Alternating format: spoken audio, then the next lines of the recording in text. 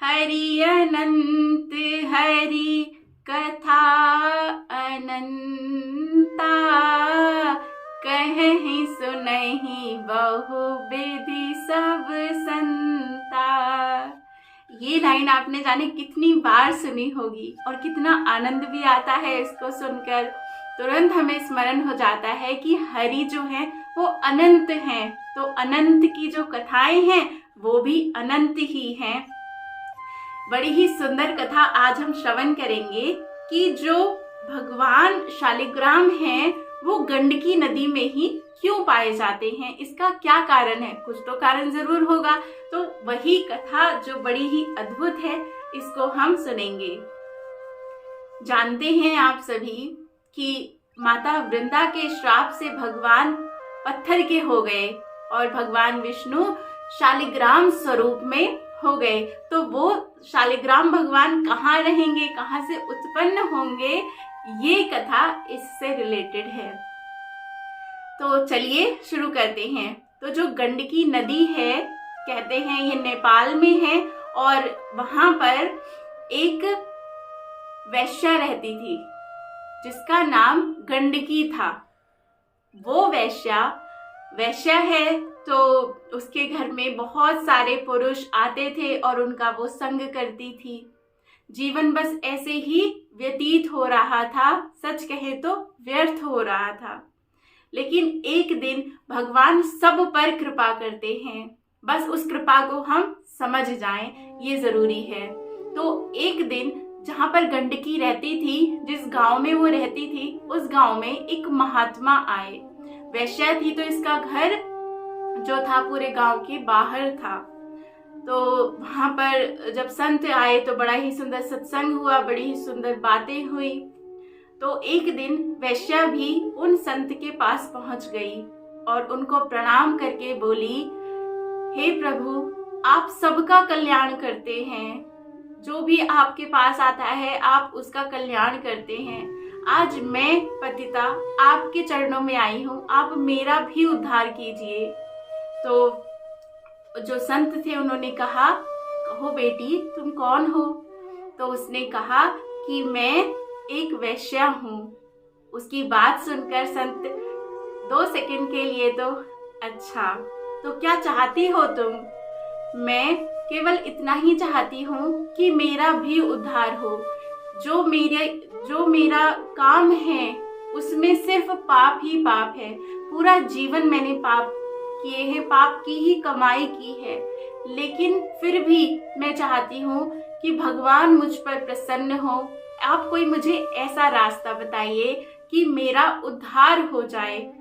तो संत उसकी बात सुनकर पहले तो प्रसन्न हुए कि कोई जीव, ये तो समझ में आया कि उसको उद्धार की जरूरत है, वरना तो लोग समझते ही नहीं है कि उन्हें उद्धार की भी जरूरत है।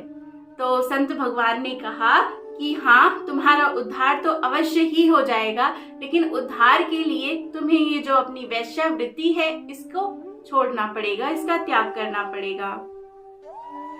तो जब उसने ये बात सुनी वैश्या ने, गंडकी ने, तो उसने कहा, प्रभु मैं आपसे क्षमा चाहती हूँ, लेकिन आपके इस आदेश का मैं पालन नहीं कर सकती, क्योंकि मैंने अपना पूरा जीवन इसमें बिताया है। मैं इसकी आदी हो गई हूँ, मुझे इसकी लत लग गई है, तो मैं इसे तो नहीं छोड़ सकती।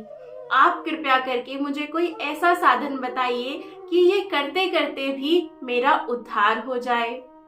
अब उसकी बात सुनकर संत ने उससे कहा, तो तुम मेरी बात बहुत ध्यान से सुनो। तो संत कहने लगे कि अब से तुम्हारे पास जो भी आएगा, जो भी पुरुष आएगा, तुम्हें समझना है कि स्वयं भगवान आए हैं और एक पति की सेवा जैसे एक पत्नी करती है, जो पतिव्रता पत्नी होती है, जैसे अपने पति का स्वागत करती है, जैसे उसको रिझाती है, जैसे उसका ख्याल रखती है, तो तुम्हें उसी भाव से जो भी तुम्हारे पास आएगा उसके साथ व्यवहार करना है, अर्थात अपना पति मानना है। और पति क्योंकि परमेश्वर का स्वरूप होता है, तो साक्षात भगवान ही पति रूप में आए हैं, ऐसा तुम्हें मानकर सेवा करनी है। तो जो गंडकी थी उसने कहा, जी मैं ये अवश्य करूंगी और बिल्कुल आपके वचनों पर मैं चलूंगी। तो बस अब यही हुआ, संत की बात मानकर वो जो गंडकी थी वो रोज उसके पास में जो भी पुरुष आता, जिस भी एज का आता, वो सिर्फ यही समझती कि मेरे पति आए हैं, प्रभु मेरे पति का रूप धारण करके आए हैं, यही पति हैं, यही परमेश्वर हैं। तो बड़े प्रेम से वो उनको आसन देती, उनके चरण पखारती और उसके बाद उनको रिझाती, खिलाती पिलाती, सारी सेवाएं वो करती बड़े प्रेम से कि मेरे पति हैं। इस तरह से तो समय गुजरता गया, रोज ऐसा ही होता, कोई भी आता उसका ये नित्य का कर्म ही था कि बड़े प्रेम से उनकी सेवा सत्कार करना, सब करना, परमेश्वर हैं, पति हैं, उस भाव से। अब नित्य ही रोज, हर रोज एक नया आदमी आया करता था। तो भगवान, देखिए भगवान सब देख रहे हैं, हमारी सब चेष्टाएं देख रहे हैं, अच्छी भी और बुरी भी। तो भगवान ने सोचा, अच्छा ये संतों के वचनों को बड़ा मानती है, मैं भी तो देखूं जरा ये कितनी अपने दृढ़ निश्चयी है, जो ये कर रही है इसमें इसका कितना सच में अंदर से भाव है। तो भगवान ने उसकी परीक्षा लेने का मन बनाया, भगवान विष्णु ने। तो एक दिन भगवान विष्णु एक वृद्ध का वेश धारण करके उसके पास आ गए, उसके घर पर आए तो उसने उनका स्वागत किया।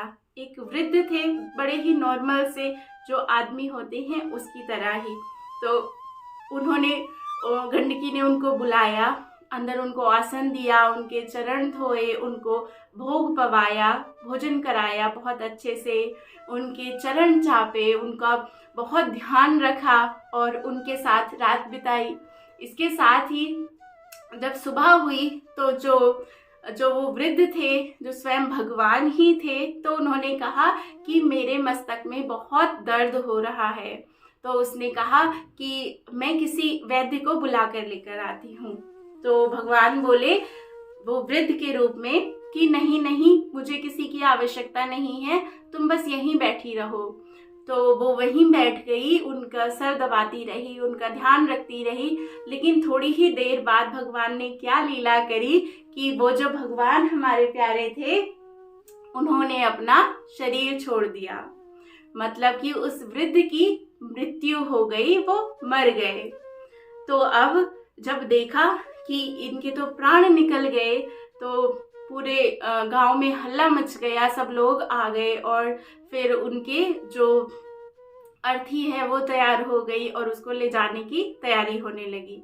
तो जब उसको ले जाने लगे उस शव को, तो जो ये गंडकी थी इसने माना कि ये मेरे पति थे और मेरे पति की अब मृत्यु हो गई है, तो इस तरह से मुझे अपने पति के साथ सती हो जाना चाहिए। और ऐसा मन बनाकर उसने पूरा अपना 16 श्रृंगार किया, मंगलसूत्र, मांग, चूड़े, बिंदी, महावर, सब बहुत सुंदर जोड़ा पहनकर वो तैयार होकर आई कि मुझे अपने पति के साथ सती होना है।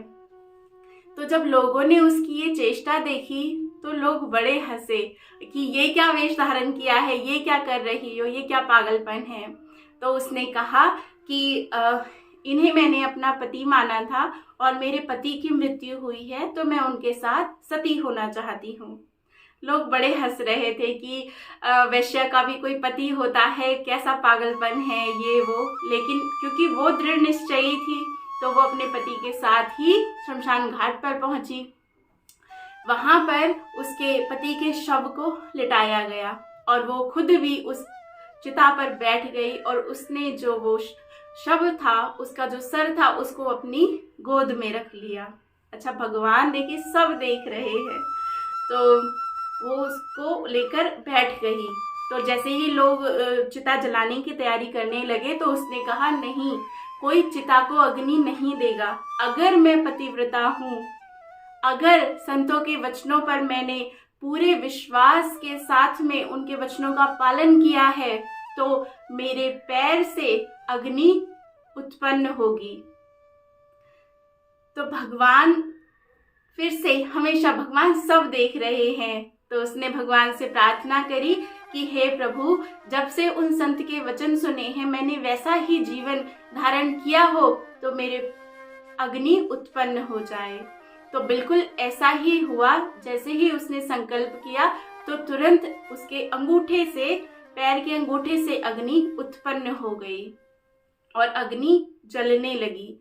तो भगवान देखते हैं आंख खोलकर कि ये क्या कर रही है।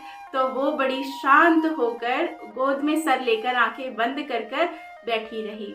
भगवान देखते रहे। उसने ना कुछ भागने की चेष्टा करी, ना कुछ किया।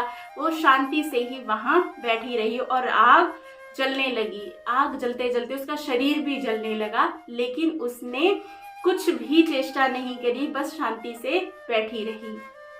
उसका ऐसा प्रेम, ऐसा समर्पण देखकर भगवान बड़े प्रसन्न हुए और भगवान अपने चतुर्भुज रूप में वहां पर प्रकट हो गए।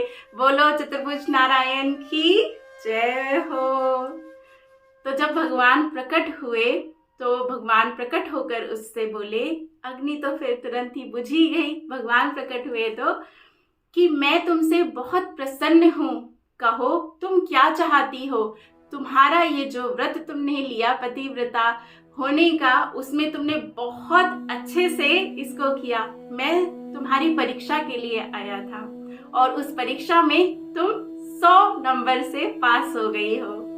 तो जब गंडकी ने ये बात सुनी वो भी बड़ी प्रसन्न हुई और भगवान ने उसको वरदान मांगने के लिए कहा। तो वो बोली कि हे प्रभु, हे नाथ, आज मैं जितनी प्रसन्न हुई उससे अधिक प्रसन्नता मुझे कभी नहीं मिली, उससे ज्यादा आनंद मुझे कभी नहीं मिला। तो भगवान ने कहा कब मिला।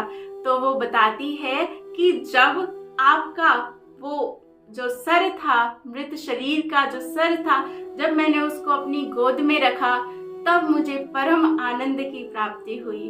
तो इसलिए मैं आपसे यही मांगती हूँ कि आप सदैव हमेशा मेरी गोद में ही बैठे रहे, आप मेरी गोद में रहे, मैं ऐसा आपसे वरदान चाहती हूँ। उसकी बात सुनकर भगवान बड़े प्रसन्न हुए और भगवान ने कहा अवश्य ही ऐसा ही होगा। तो जब भगवान ने ये कहा और गंडकी नदी इतनी प्रसन्न, इतनी भाव में भरी हुई थी, इतने आनंद में वो भरी हुई थी कि वो इतनी द्रवित हो गई, हृदय उसका इतना कोमल, इतना द्रवित हो गया कि उसका पूरा शरीर ही पानी बन गया।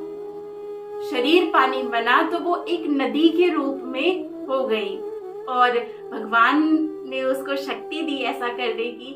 तो वो गंडकी नदी बन गई और भगवान ने कहा कि मैं सदैव इसकी गोद में अर्थात गंडकी नदी में ही मिलूंगा, सदा सदैव मेरा जो वास है वो गंडकी नदी में ही होगा, मैं यहीं से उत्पन्न होऊंगा। बोलो शालिग्राम भगवान की जय। तो भगवान विष्णु का जो एक स्वरूप है वो भगवान शालिग्राम का है। शालिग्राम कैसे बने?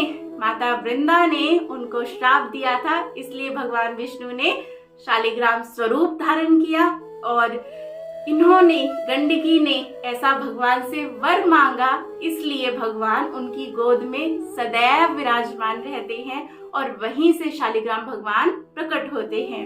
ये भी कहा जाता है कि अगर तुलसी के पत्र गंडकी नदी में डाले जाएं तो क्या होता है, जो शालिग्राम भगवान है वो उससे चिपक जाते हैं, उसके पास आ जाते हैं। तो इतना प्रेम भगवान को गंडकी नदी और तुलसी जी से है।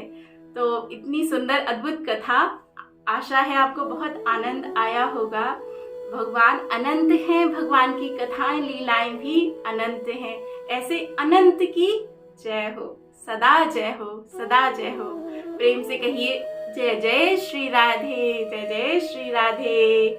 सेवा में, कथा कहने में अगर कोई भी त्रुटि रही हो तो उसके लिए क्षमा चाहती हूँ। आशा है आपको बहुत आनंद आया होगा। जय जय श्री राधे, जय जय श्री राधे श्याम।